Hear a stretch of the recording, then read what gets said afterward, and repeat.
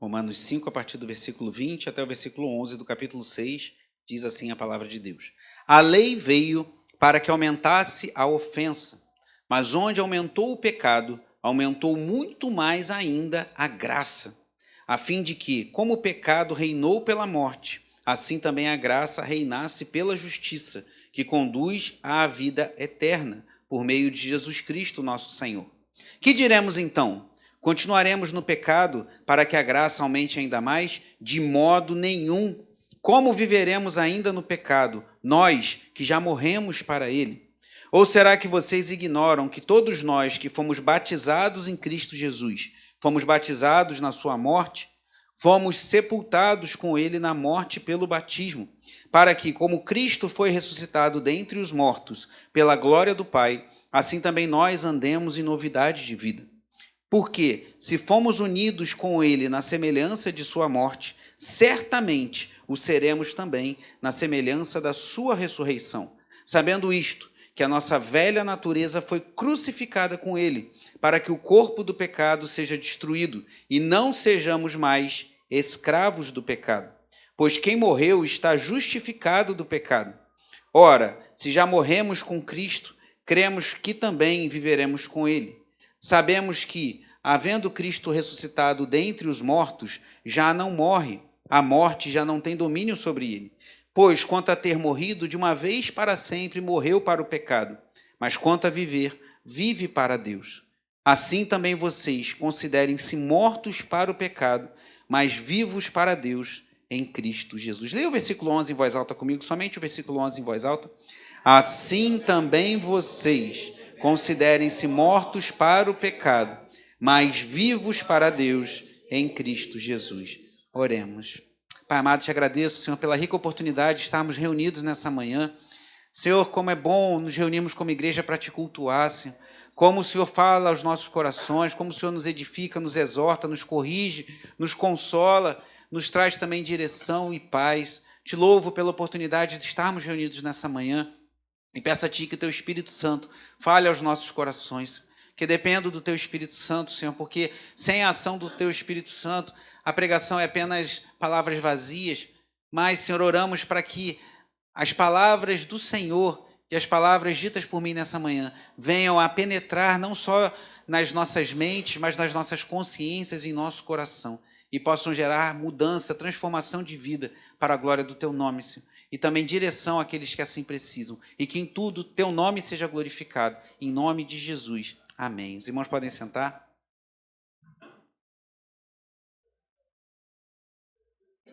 Irmãos, eu não sei quantos de vocês, mas talvez muitos, se não todos, já tiveram uma experiência que eu tive quando criança. A minha avó paterna, já falecida, saudosa dona Nira, ela morava no Lins de Vasconcelos e tinha quem conhece aqui o Lins de Vasconcelos, ali próximo ao Meier, e morei no Meier há muitos anos, e ali no Lins tinha um quintal grande. Eu lembro que uma vez eu vi uma lagarta, um casulo, eu era criança, e aí depois de uns dias eu voltei lá, aquele casulo estava mais rechonchudo assim, daqui a pouco sumiu, e aí eu sabia que aquela lagarta tinha virado uma borboleta. Então, isso é um exemplo que talvez você, se não viu como eu, no quintal da sua avó, né? Eu fui abençoado que a minha avó tinha esse quintal no Lins, e a minha avó materna tinha um quintal bem próspero aqui no Pechincha. Próspero não de riquezas, que era uma família bem simples, mas de frutas. Então, tinha uma manga maravilhosa lá, que minha avó fazia um suco de manga. Tinha fruta abil. Outro dia eu recebi, né, uma doação que não foi para mim, foi para minha mãe, né, de abil, e aí o pessoal comia abil demais ali no Pechincha, era o reino do abil. Não sei quem conhece aquela frutinha amarelinha, muito doce, muito boa.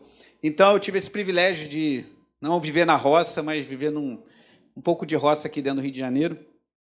E por que eu estou falando isso? A lagarta precisa, por assim dizer, morrer ou deixar passar por uma metamorfose para se transformar numa borboleta. E há uma analogia não da lagarta, mas de um outro elemento da natureza, não um elemento, não um ser vivo, mas do grão de trigo, que é trazida pelo próprio Cristo em João capítulo 12. Vai em João capítulo 12, por gentileza.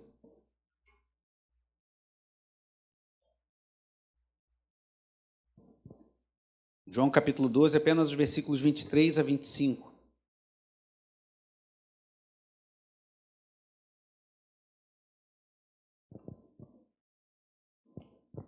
Diz assim o Senhor Jesus, João 12, 23. Então Jesus se dirigiu a eles, dizendo: é chegada a hora de ser glorificado o Filho do Homem. Então, qual é o assunto que Jesus está falando aqui? No que ele foi glorificado? Com a sua morte. Então, Jesus está falando da sua morte. E olha o que ele diz no versículo 24. Em verdade lhes digo, se, olha ele aí, o grão de caindo na terra não morrer, fica ele só. Mas se morrer, produz muito fruto.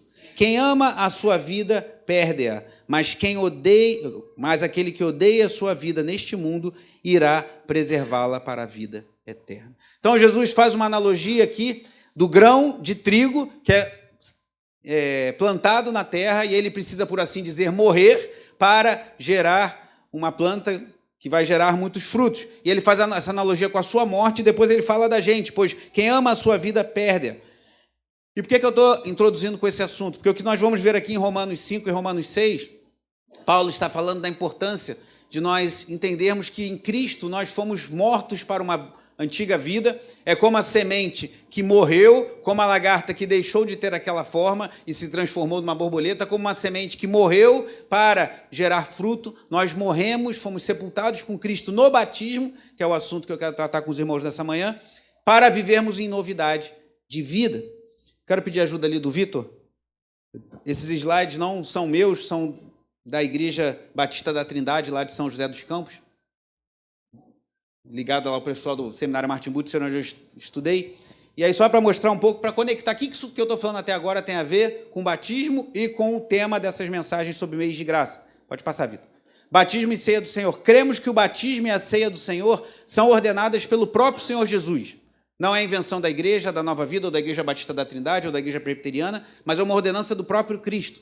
O primeiro, o batismo, está ligado à entrada na comunidade da nova aliança. E o segundo, à renovação contínua da aliança. Então, o batismo marca a nossa entrada no povo da aliança e a ceia, que participaremos hoje à noite, a renovação contínua dessa aliança. Juntos, batismo e ceia do Senhor são simultaneamente o penhor de Deus a nós, meios de graça, que temos falado ao longo desses últimos meses de manhã e agora também em alguns cultos da noite. Divinamente ordenados, são meios, ou seja, formas que Deus estabeleceu para a sua igreja ser edificada.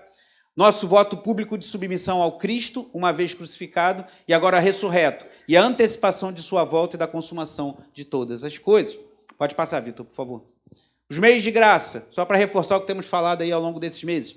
Deus, o autor da salvação, comunica pelos meios da graça, ou meios de graça, estas bênçãos ao seu povo. Os meios da graça que Deus usa para a salvação de pecadores e edificação e crescimento da igreja são a pregação, o batismo e a ceia. Então, a pregação da palavra de Deus, o batismo e a ceia. Os meios da graça são o meio ordinário pelo qual o Espírito age na igreja. Ordinário é diferente de extraordinário. Então, às vezes, tem muita gente falando: eu quero crescer, quero ter uma vida constante com o Senhor. Leia a Bíblia, faça oração, participa da igreja. É isso. É o meio que Deus estabeleceu para que a sua igreja seja edificada. Participe dos cultos, em que, sempre que possível, participe da ceia do Senhor. Eu me preocupo muito quando pessoas se ausentam e deixam de participar da ceia do Senhor deliberadamente, pois há uma ordenança para que assim o façamos, irmão. A ceia não é opcional, nós devemos participar da ceia do Senhor continuamente. Aqui na igreja você tem a oportunidade de participar semanalmente. Então, são meios de graça. Como eu falei em outras pregações, alguns outros autores adicionam a comunhão dos santos, a oração pública e outros elementos que eu já falei em outras pregações, mas hoje nós vamos falar especificamente sobre o batismo. Aqui, alguns versículos que eu vou passar esse material, depois vocês vão poder consultar, eu não vou ler agora, falam sobre batismo, desde Mateus 28, que é a grande comissão, que Jesus fala aí, de fazer discípulos de todas as nações, batizando-os em nome do Pai, do Filho e do Espírito Santo. Então, foi Jesus que nos ordenou a fazermos assim. Atos 2, quando desce o Espírito Santo e 3.000 homens aproximadamente se convertem, ali eles são batizados. E outros textos que falam sobre batismo, inclusive Romanos 6, que é o texto que vamos ver agora. Pode passar, Vitor. O batismo é o rito inaugural da vida cristã, a marca de propriedade de Deus em nossa vida, e nada pode apagá-la. O batismo caracteriza externamente a união com Cristo. O Espírito Santo efetua nos fiéis a realidade que o batismo representa. Isso é maravilhoso. Nós não somos católicos romanos, não cremos na regeneração batismal, que você tem uma regeneração ali quando desce as águas, mas cremos que o Espírito Santo, como lemos ali, aplica as verdades que o batismo simboliza quando alguém desce as águas. Então é algo muito importante. O que faremos dia 6 de setembro, irmãos, não é uma invenção da Igreja Cristã Nova Vida, da denominação, ou da Igreja do Anil, ou da Igreja Presbiteriana, ou dos puritanos, ou do pessoal lá da Igreja Batista da Trindade, que eu citei há pouco, mas é a ordenança do Senhor. Aqueles que se unem a Cristo, aqueles que decidem participar do povo da aliança, devem passar pelo batismo. E aí eu já deixo uma pergunta para você refletir. Se você já está na igreja e não se batizou ainda, por que não? Não está na hora de cumprir essa ordenança do Senhor? A nossa igreja recomenda que quem foi batizado na infância passe pelo batismo em idade adulta. Falarei mais sobre isso já tendo consciência. Nós somos credobatistas. Nós cremos que a pessoa deve passar pelo batismo tendo entendimento do que aquilo significa. Então, se você está na igreja há um tempo e não passou pelo batismo, ore por isso, pois é uma ordenança do Senhor. E por isso que na nossa igreja nós entendemos, nós ensinamos que a pessoa deve passar pela ceia depois de passar pelo batismo, que é o primeiro sacramento. Mas vamos voltar aqui ao texto de Romanos capítulo 5, que eu queria chamar a atenção para, como diz o diácono Valquir, 3 pontos. Primeiro, o batismo nos chama a atenção de sermos mortos para o pecado, depois vivos para Cristo e depois livres do domínio do pecado. É o que veremos nesse texto de Romanos 5 e Romanos 6. Então, primeiro fala de morte, depois de vida e depois de liberdade. 3 palavras muito simples de você memorizar. Estávamos mortos em nossos delitos e pecados, como Paulo fala em outra passagem. Recebemos uma nova vida em Cristo e somos livres do domínio do pecado. Como tem um louvor que cantamos, ainda não estamos livres da presença do pecado, do assédio do pecado, mas estamos livres do domínio do pecado sobre nossas vidas, e é sobre isso que vamos ver, mortos para o pecado, vivos para Cristo e livres do domínio do pecado. Primeiro ponto, mortos para o pecado, capítulo 5, versículo 20 até o versículo 3. Seria bom se eu pudesse falar todo o capítulo 5, mas não vai ser possível. Então, peguei esse finalzinho só para concluir. Paulo está falando do papel da lei, de nos mostrar como pecadores e de nos levar a sermos justificados em Cristo. E aqui no versículo 20 ele fala, a lei, falando da lei do Senhor, veio para que aumentasse a ofensa. Mas onde aumentou o pecado, aumentou muito mais ainda a graça. Quem conhece uma versão antiga que fala um pouquinho diferente? Confesso que eu gostava mais desse... É até um louvor que a gente canta, né? Superabundante graça. Mas tudo bem, não existe versão perfeita e não está errado o que lemos aqui. Mas é muito bom, né? Mais didático, né, Gina? Como é que é? Onde abundou o pecado, superabundou a graça. Mas a nossa versão é muito boa também, porque onde aumentou o pecado, aumentou mais ainda a graça. A fim de que, como o pecado reinou pela morte, assim também a graça reinasse pela justiça, que conduz à vida eterna por meio de Jesus Cristo, nosso Senhor. E, gente... pessoas mal intencionadas sempre existiram e sempre vão existir. Não existe igreja perfeita, não existe nada perfeito nesse mundo, a perfeição será depois. Então, algum abençoado lá, ao ouvir esse ensino de Paulo, pensou assim, onde, como é que é o texto? Abundou? Então, se tiver mais pecado, faz sentido? Olha só, onde abundou o pecado, superabundou a graça. Então, se eu tiver mais pecado... vai ter mais graça, olha que legal, então vou pecar mais, vou meter, perdão da expressão, né, o pé e vou largar, porque se eu pecar mais, se onde tem um pecado abundou a graça, superabundou, pecando muito mais, a graça vai pecar. Então vamos viver em pecado, vamos fazer o que der na telha, vamos viver livres, porque assim, o pecado abundando, a graça vai superabundar. Então, alguém deve ter sugerido isso e chegou aos ouvidos do apóstolo Paulo, que respondeu no versículo 1, do capítulo 6, com o seguinte, que diremos então? Continuaremos no pecado para que a graça aumente ainda mais? Que foi o que o bendito lá deve ter pensado. E qual é a resposta de Paulo no versículo 2? Leia em voz bem alta o início do versículo 2. De modo nenhum. Então, se alguém pensou isso, Paulo dá logo um corte na raiz. De modo nenhum. O fato de onde abundou o pecado superabundar a graça não significa que devemos viver mais em pecado para ter mais graça. De modo nenhum, não é isso. Então, o que você quer dizer, Paulo? Talvez se estivéssemos aqui, né, num diálogo imaginário, uma diatribe, que é quando um leitor faz um diálogo imaginário com alguém, ele responderia assim, de modo nenhum, como viveremos ainda no pecado nós que já morremos? Primeiro tópico, mortos para o pecado, nós que já morremos para ele. E aí Paulo fala, ou será que vocês ignoram que todos nós que fomos batizados em Cristo Jesus, fomos o quê? Batizados na sua morte. Então, Paulo faz uma clara analogia aqui do batismo com a morte nossa e com a morte de Cristo. João Calvino, comentando esse texto, ele fala o seguinte: a comunhão em sua morte é o ponto central do batismo. Olha que coisa forte. A comunhão com a morte de Cristo é o ponto central do batismo, diz João Calvino. Ele não pressupõe uma simples lavagem. Então, você não vai tomar um banho. Os irmãos Leidivaldo estão aqui essa manhã, Hollis, Pamela, não vão tomar um banho dia 6 de setembro. Se fosse tomar um banho, eu espero que eles tomem banho todo dia na sua casa, ou tomar um banho de piscina, a gente alugava um lugar, fazia um churrasco. Eles não vão tomar simplesmente um banho na piscina, não é simplesmente uma lavagem, mas continua Calvino, mas sobretudo a mortificação e o despimento do velho homem. Então, quando falamos de batismo, de descermos aquelas águas, não que isso aconteça lá, não cremos na regeneração batismal, cremos que isso já ali é um sinal de algo que já aconteceu no coração desses irmãos por operação do Espírito Santo. O que estamos fazendo é dizendo que estamos morrendo para o nosso velho homem, morrendo para a nossa natureza pecaminosa, a fim de viver uma vida nova em Cristo. E aí eu fiz uma pergunta a quem não se batizou: por que você não se batizou ainda? E a quem já se batizou, fica a primeira aplicação para a gente pensar. Será que estamos vivendo como mortos para o pecado? Ou o pecado ainda está bem vivo em nossos corações? O assédio do pecado nós teremos até o fim. Mas qual influência o pecado tem tido em nosso coração? Porque o que Paulo deixa bem claro é que a gente tem que estar morto para o pecado. Ele vai vir, mas precisamos viver em novidade de vida. Isso indica o próximo capítulo, o próximo tópico. Se estamos mortos para o pecado, devemos viver para Cristo, versículos 4 a 8. Que diz assim: fomos sepultados com ele na morte pelo...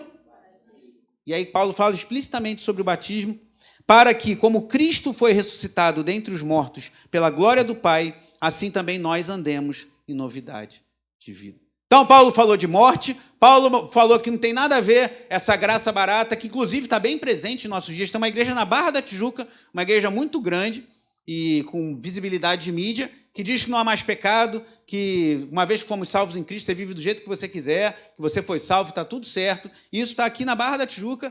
Outro dia uma pessoa falou: eu tenho uma pessoa conhecida que é da igreja tal, e eu respirei fundo e falei: essa igreja é complicada, essa igreja beira uma seita. Se você é amigo mesmo dessa pessoa, alerta ela para ela sair de lá, porque ela pode estar caminhando para o inferno e achar que está indo para o céu. Simples assim. Não prega o evangelho, não fala a verdade. Não que a nossa igreja seja perfeita, que não é. Nem seja a única, que também não é. Há muitas igrejas sérias pregando o verdadeiro evangelho. Mas essa certamente não é uma delas. Uma igreja que fala... O diácono Valquir conhece um irmão de lá e já travou algumas discussões teológicas com esse irmão, que é um irmão muito querido, mas está num engano muito grande em continuar nessa igreja com esse líder, que é um falso mestre. E que, inclusive, foi da Nova Vida. Mas não o Macedo nem o R.R. Soares, que são outros falsos mestres. Mas é um outro falso mestre. Mas não é a hipergraça que esse bendito, estou sendo bem gentil, prega. Mas não é você viver de qualquer jeito, mas viver como mortos para o pecado. E aí, vivos para Cristo. Olha o que diz, lemos no capítulo 4, andemos nós em novidade de vida. Então, o chamado para nós lá desde o batismo. E se você, como eu, já se batizou há muito tempo, o meu batismo foi em 2001 ou 2002. Até, inclusive, a gente está passando o formulário de membresia. Se você tiver alguma dúvida, bota aproximadamente, que eu mesmo não sei a data exatamente do meu batismo, mas eu acho que foi no início de 2002. E nós remetemos àquela data, àquela ocasião importante. Eu lembro do meu batismo como se fosse hoje, e lembramos disso, e é importante, mas ali nós estávamos representando algo que já tinha acontecido no nosso coração, mortos para o pecado e vivendo em novidade de vida. E assim, no meu caso, vamos botar aí 2002 para 2025, 23 anos atrás, eu publicamente manifestei o meu interesse de viver em novidade de vida para Cristo, e tenho tentado isso até hoje, e devo continuar tentando, com o auxílio do Espírito Santo, até meu último suspiro. E assim deve ser com as nossas vidas. Então, morremos para o pecado e vivemos para Cristo. Versículo 5. Porque, se fomos unidos com ele na semelhança da sua morte, certamente o seremos também na semelhança da sua ressurreição. Então, é uma esperança, irmão. Então, isso é um estilo de vida legalista. Isso pode, isso não pode, isso pode, isso não pode. A gente viu na igreja alguns anos atrás que isso gerou muitos problemas. Não é isso, mas é uma esperança viva. Eu morri para o pecado, eu vivo em Cristo, e a minha esperança é que eu estarei para sempre com ele. Jesus Cristo venceu a morte, ele ressuscitou ao terceiro dia, eu um dia ressuscitarei, também estarei com o Senhor. Essa certeza tem que estar no nosso coração, irmão. Que aí no momento de alegria, que você viver coisas muito boas, você vai lembrar, mas eu não sou desse mundo. Essas coisas não vão dominar meu coração. E no dia que você viver coisas difíceis, tristezas muito profundas, você vai pensar a mesma coisa. Eu não sou desse mundo. Eu estou indo para novos céus e nova terra. E assim como Cristo ressuscitou dentre os mortos, um dia eu participarei também de sua ressurreição. Versículo 6. Sabendo isto, que a nossa velha natureza foi crucificada com ele, para que o corpo do pecado seja destruído e não sejamos mais, guarde essa palavra, escravos do pecado. Então, se eu me batizei há 20, tem gente que se batizou há mais anos atrás, aqui, há 30 anos, há 40 anos atrás, então isso quer dizer que eu não posso mais, se eu pecar, eu vou para o inferno. Não, nós somos pecadores e temos que lutar contra o pecado, mas não somos mais escravos do pecado. E para quem foi escravo do pecado? Como eu. E você foi também. Talvez você não tivesse noção disso tão clara, especialmente aqueles que se converteram muito, muito cedo. Mas alguém que teve uma vida ímpia, como eu tive, fica muito claro o quão escravos do pecado nós éramos, irmãos. Coisas que você não conseguia deixar de fazer, coisas que você não conseguia resistir, você era impulsionado, parecia de uma força que te levava, seja a promiscuidade, a bebedice, a fofoca, a ira, seja lá o que for. O pecado escravíssimos, nós éramos escravos do pecado, mas agora não somos mais, amém? Versículo 7. Pois quem morreu está justificado do pecado. Ora, se já morremos com Cristo, cremos que também viveremos com Ele. Então essa é a nossa esperança. Morremos para o pecado, vivemos para Cristo e temos a esperança de viver com Ele. E aí continua o terceiro e último ponto. Primeiro, mortos para o pecado. Depois, vivendo para Cristo. Terceiro, livres do domínio do pecado. Versículo 9. Sabemos que, havendo Cristo ressuscitado dentre os mortos, já não morre. Jesus não vai morrer mais. Ele está vivo, reina para sempre, um dia voltará para nos buscar, haverá uma renovação, viveremos em novos céus e nova terra. Jesus não passará mais pela morte, ele venceu a morte, amém? Amém. Ele ressuscitou e a morte não tem domínio sobre ele. Versículo 10. Pois, quanto a ter morrido de uma vez para sempre, morreu para o pecado, mas quanto a viver, vive para Deus. E aí eu leio o versículo 11, porque ele é o centro de tudo que falamos até agora. Assim também vocês considerem-se mortos para o pecado, mas vivos para Deus em Cristo Jesus. Se você gosta de marcar sua Bíblia, eu não gostava não, mas agora eu me rendi, porque é muita coisa às vezes legal que você tem que marcar. A minha está até com uma setinha nesse versículo. Marque o versículo 11. De tudo que eu falei, esse versículo resume tudo que eu estou falando aqui. Mortos para o pecado, mas vivos para Deus em Cristo Jesus. Isso é o chamado para todos nós, irmãos. Independente se você tem chamado para ser pastor, para ser ministro, para ser diácono, para ser intercessor, para ser evangelista, independente do chamado específico. Esse é o chamado para todo cristão, todo aquele que se chama pelo nome do Senhor, que é representado lá no batismo, mortos para o pecado e vivos para Deus. Mas eu falei que esse terceiro ponto eu falaria sobre estarmos livres do domínio do pecado. E é isso que Paulo fala, dos versículos 12 a 14. Portanto, não permitam que o pecado faça o quê? Reine em seu corpo mortal, fazendo com que vocês obedeçam às suas paixões. Paulo está escrevendo para ímpios? Paulo está escrevendo para descrentes? Paulo está escrevendo para não regenerados? Vou aproveitar que a Dinah deu a dica aqui. Está escrevendo para não regenerados? Está escrevendo para regenerados. Está escrevendo para crentes, pessoas, para uma igreja, para a igreja em Roma. Ele está escrevendo para aqueles irmãos. Mas olha o que ele fala. Não permitam que o pecado reine. Então, um alerta para nós, irmãos. Morremos para o pecado, vivemos para Cristo, mas o pecado está nos assediando. Alguém falou, um passarinho pode voar na sua cabeça. Às vezes ele faz até algo mais do que voar, né? Na sua blusa, no seu cabelo, é bem desagradável. Eu já falei para os irmãos, trabalhando no centro da cidade, já tive essa experiência algumas vezes, chegar no trabalho feliz, todo limpinho, bonitinho, alguém fala, ih, foi sorteado. E você vê aqui no seu ombro a marca da promessa ali do pombo. É muito desagradável, mas o pombo pode voar na sua cabeça. Ele vier aqui na igreja, eu vou botar ele para correr, que eu tenho a raiva desses pombos que ficam por aqui. Ele pode voar na sua cabeça, ele pode até deixar cair algo não muito agradável em cima de você, mas você não vai deixar ele fazer ninho. O pecado é assim também, irmãos. O pecado, ele vai estar nos assediando, ele está voando sobre a nossa cabeça, sobre os nossos pensamentos, sobre as nossas motivações, mas não podemos deixar, como Paulo adverte aqui, que ele reine. Eu, uma vez, acho que falando para os jovens, eu falei que o pecado me lembra... Eu tenho problemas com mosquito, né? Porque eu sou um pouco alérgico, a Raquel é muito alérgica. Está fazendo tratamento e tudo. Mas, às vezes, o pecado é igual a picada do mosquito. Se você visse o mosquito vindo, se o mosquito te pedisse autorização, olha só, eu poderia dar uma picada na sua perna, você me autoriza? Você dá-lhe um tapa e ia matar logo ele.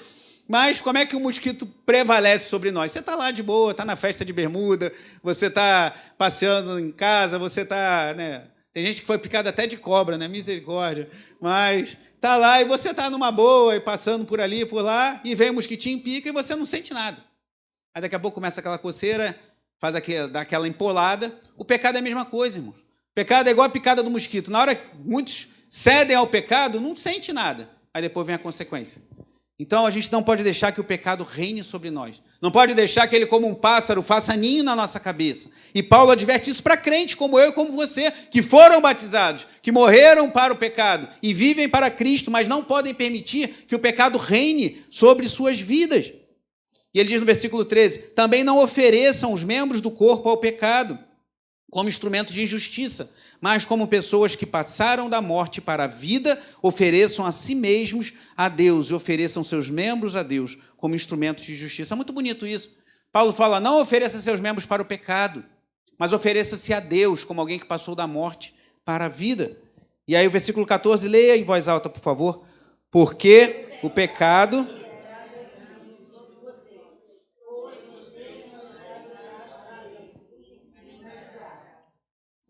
Não estamos debaixo da lei, sim da graça. Não é que a lei não tenha valor para nós, mas a lei não mais nos condena porque fomos justificados por Cristo. Mas devemos viver em novidade de vida. E o batismo aponta exatamente para isso.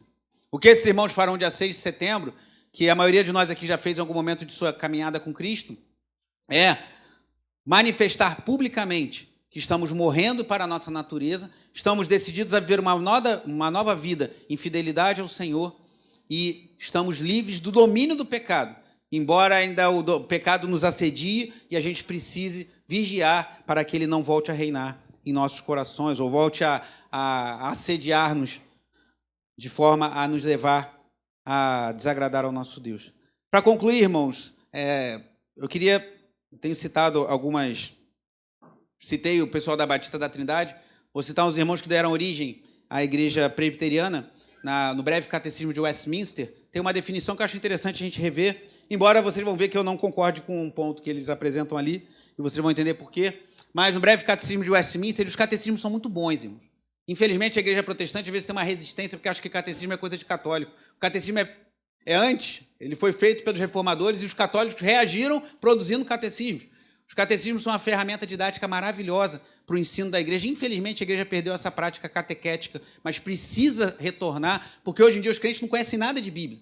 Hoje em dia é o normal a pessoa não conhecer nada de Bíblia, não conhecer nada de doutrina e embarcar na primeira falácia que um falso mestre, como esse que eu mencionei há pouco, fala. Mas precisamos fortalecer a nossa fé, irmãos. E os catecismos são um excelente recurso para isso. E o breve catecismo de Westminster, ele fala sobre o que é um sacramento. Pode passar. Um sacramento, essa é a pergunta, acho que 92. É uma santa ordenança instituída por Cristo, na qual, por sinais sensíveis, Cristo e as bênçãos do novo pacto são representadas, seladas e aplicadas ao crente. Então, o que a gente vai participar hoje à noite na Ceia do Senhor, o que faremos em setembro no batismo, não é simplesmente tomar um suquinho, comer um pãozinho e dar um banho em alguém.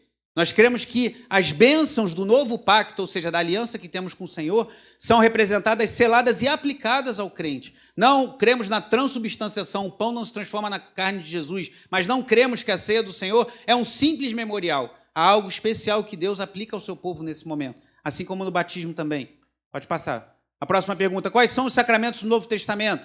E eles respondem, os sacramentos do Novo Testamento são, categoricamente, batismo e ceia do Senhor. E aqui abre um flanco, uma divergência com a Igreja Católica Romana, que apresentava 7 sacramentos, e a Reforma Protestante centralizou nesses 2 que nós cremos até hoje, batismo e ceia do Senhor. Pode passar. E o que é o batismo? Nos respondem os irmãos lá de Westminster. O batismo é o sacramento no qual o lavar com água, em nome do Pai, do Filho e do Espírito Santo, significa e sela nossa união com Cristo, a participação das bênçãos do pacto da graça e a promessa de pertencermos ao Senhor. Então, há muita coisa séria em jogo, irmão. Não é um banho. E por isso que a gente não entende que pessoas devem se rebatizar. Fui batizado numa igreja, pequei, quero me batizar de novo. Não. Se aquele batismo foi verdadeiro, você entrou em aliança com Deus, se arrependa dos seus pecados e volte à comunhão, mas você não precisa se rebatizar. salvo o batismo infantil, como a gente já falou antes. Pode passar. A quem deve ser ministrado o batismo? Esse assunto surge agora. O batismo não deve ser ministrado àqueles que estão fora da igreja visível, enquanto não professarem a sua fé em Cristo e obediência a Ele. É o que nós cremos. Mas continuam os irmãos de Westminster. Mas os filhos daqueles que são membros da igreja visível devem ser batizados. Eu precisava ser honesto e falar o que os caras falam, né? Não ia cortar essa parte que não fala. Mas preciso ser honesto também, com todo respeito. Eu amo os puritanos, amo, mas eu não concordo com essa frase porque eu acho que ela contradiz o que diz antes. Se eles, né, falam, o batismo não deve ser ministrado àqueles que estão fora da igreja visível, tudo bem, os filhos da aliança estão dentro da igreja. Enquanto não professarem sua fé em Cristo, como um bebê vai professar sua fé em Cristo? E obediência a Ele, como uma criança de idade tenra vai formalmente proclamar a sua fé em Cristo. Por isso que a nossa igreja é uma igreja credo-batista. Nós entendemos que a pessoa tem que proclamar publicamente e com convicção a sua fé em Cristo para passar pelo batismo. E aí eu acho que essa frase aqui fica um pouco fora de contexto. Mas como é que o filho pequeno de alguém vai confessar a sua fé, cumprir a primeira parte dessa resposta para chegar na segunda? Mas nós respeitamos, porque não só a Igreja Presbiteriana do Brasil, salvo engano, a Igreja Metodista, outras igrejas sérias batizam crianças. E eu confesso que eu tinha muita resistência a isso, hoje eu tenho menos, mas longe de ser pedobatista, mas entendo que isso não fere a igrejas sérias de serem consideradas igrejas de Cristo. Mas a gente diverge nesse ponto. Eu acho que a própria resposta do Catecismo de Westminster nos dá base para essa divergência. Obrigado, Vitor. Então, só para ilustrar um pouquinho, irmãos, e um momento meio escola dominical, já que hoje a gente não vai ter aula, a gente entender bem o que significa o batismo, entender bem que Cristo nos chama a morrermos para o nosso velho homem, que de vez em quando vai querer ressuscitar, de vez em quando vai querer voltar, de vez em quando vai voltar aquela ira, vai voltar aquela tendência a algum pecado que você tem lutado, vai voltar algo que você sabe que agia na sua mente, e muitas pessoas tentam resolver isso fazendo um monte de recursos humanos, mas a Bíblia nos ensina os meios de graça simples, por meio da oração, da leitura e meditação na palavra, da comunhão com os santos, da participação nos sacramentos. Cristo ministra as suas bênçãos à sua igreja e assim a gente cresce. Aí talvez você fale, mas eu achei que se eu fosse numa igreja que tivesse os 7 domingos da campanha de eu nunca mais ser assediado pelo pecado. Ou então, igual eu vi um vídeo muito patético de um cara que é muito patético, desse de teologia da prosperidade, que botou um Golias gigante assim, e ele dá um soco assim, o Golias cai, mas o Golias era de espuma, aí a cabeça do Golias voa, é um negócio muito patético. Se eu for lá na igreja do Golias ou do Saulo, não é isso que Deus ensina nas suas palavras. Para sermos edificados e permanecermos firmes na fé, voltemos ao que os antigos ensinavam. Bíblia, aquele cântico infantil. Leia a Bíblia e faça a oração se quiser crescer. Quem não ora e a Bíblia não lê, diminuirá. Simples assim. Palavra, oração, comunhão, participação nos sacramentos, o que Deus estabeleceu para Ele edificar a sua igreja. Que a igreja não é de homem nem líder nenhum, a igreja é de Cristo. Irmãos. E voltando ao que falamos no início, para a lagarta virar uma borboleta, ela precisa morrer, pelo menos no seu estado de lagarta, sofrer uma metamorfose.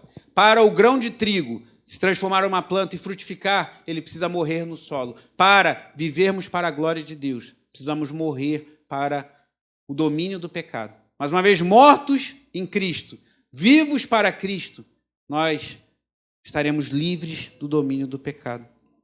E aí, meu irmão, você tem vivido com essa consciência na sua mente? Isso é tão importante, meu irmão. Só que isso às vezes fica muito na escola de novos cristãos, de novos convertidos, ou turma pré-batismal, fica muito nesse ambiente que a gente fala sobre isso e deve falar lá. Mas nós, como igreja, precisamos relembrar isso dia após dia. Então, cada vez que a gente vai assistir um batismo, a gente já é batizado, isso deve rememorar na nossa mente. Cada vez que estivermos no culto, lembrarmos que nós somos pecadores por natureza, ou até por excelência, mas fomos mortos em Cristo para o pecado, estamos vivendo em Cristo e somos livres do domínio do pecado. Então, como lemos aqui, não permita que o pecado volte a dominar a sua mente, o seu coração, de forma a te afastar da presença do Deus vivo, santo, santo e santo. Somente já que estou falando sobre esse tema, para ficar o registro, algumas pessoas perguntam, mas por que igrejas como a nossa fazem uma preparação para o batismo? Por que a pessoa não pode chegar lá no dia 6 de setembro? Eu quero me batizar também. Entra aí, vamos mergulhar aí. Porque nós cremos, irmãos, que isso é muito perigoso. Muitas pessoas têm se passado pelas águas sem ter o mínimo entendimento do que estão fazendo ali. Na igreja primitiva, muita gente fala, a gente tem que voltar a ser como a igreja primitiva. Há relatos que a igreja lá pelo 2º século levava 2 anos para preparar uma pessoa para o batismo. E se a pessoa nesses 2 anos escorregasse, tinha que voltar lá do começo.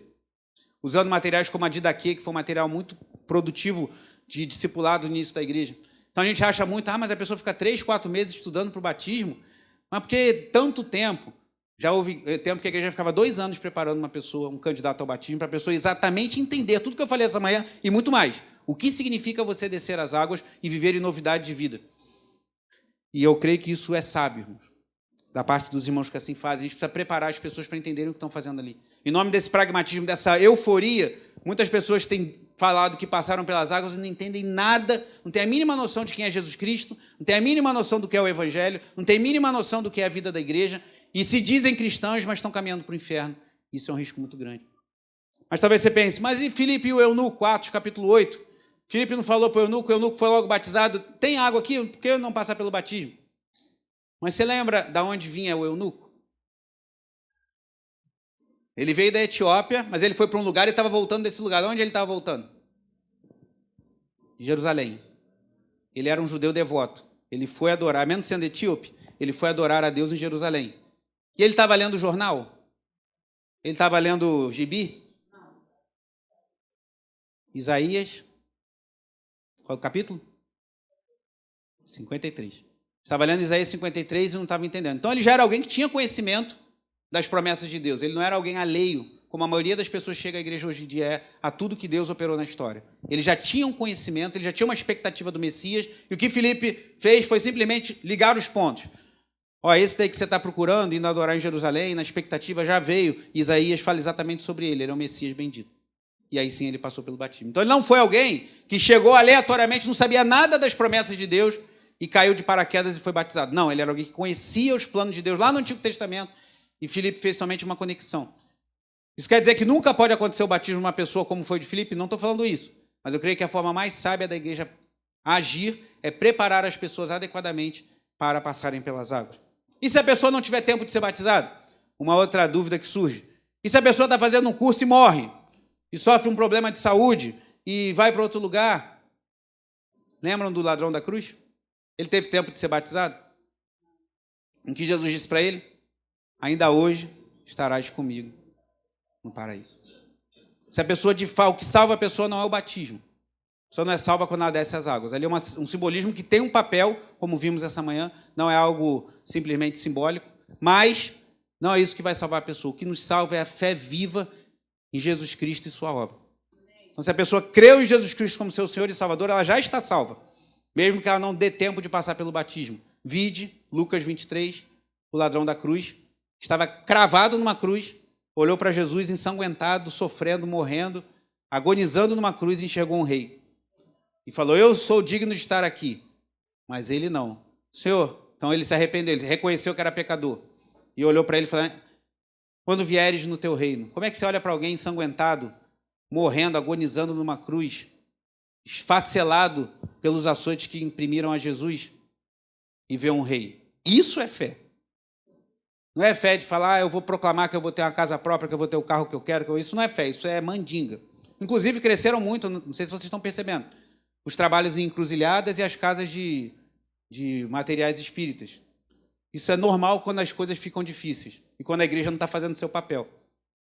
E muitas igrejas são só uma versão cristã de um centro de Umbanda. As pessoas vão só para resolver seus problemas. Então, se a pessoa não resolveu na igreja, ela vai no centro de Umbanda, vai na casa dos orixás, vai fazer as coisas. É o que você está vendo. Perto da minha casa ali, o Nelson e a Luciane moram por ali também, tem uma encruzilhada que voltou a ficar recheada de trabalhos, que o povo está agonizando. E aí o povo vai buscar resolver seus problemas. E muita gente vem para a igreja com esse propósito, mas o nosso propósito é pregar o Evangelho, ensinar as Escrituras, para que as pessoas se tornem discípulos de Cristo, mortos para o pecado, vivos para Deus e livres do domínio do pecado. Mas alguém falar, mas para que preparar tanto tempo? Batiza logo. E se a pessoa morrer? O ladrão da cruz morreu sem ser batizado e está com o Senhor. E nós assim cremos. Mas o que isso fala a nós, irmãos?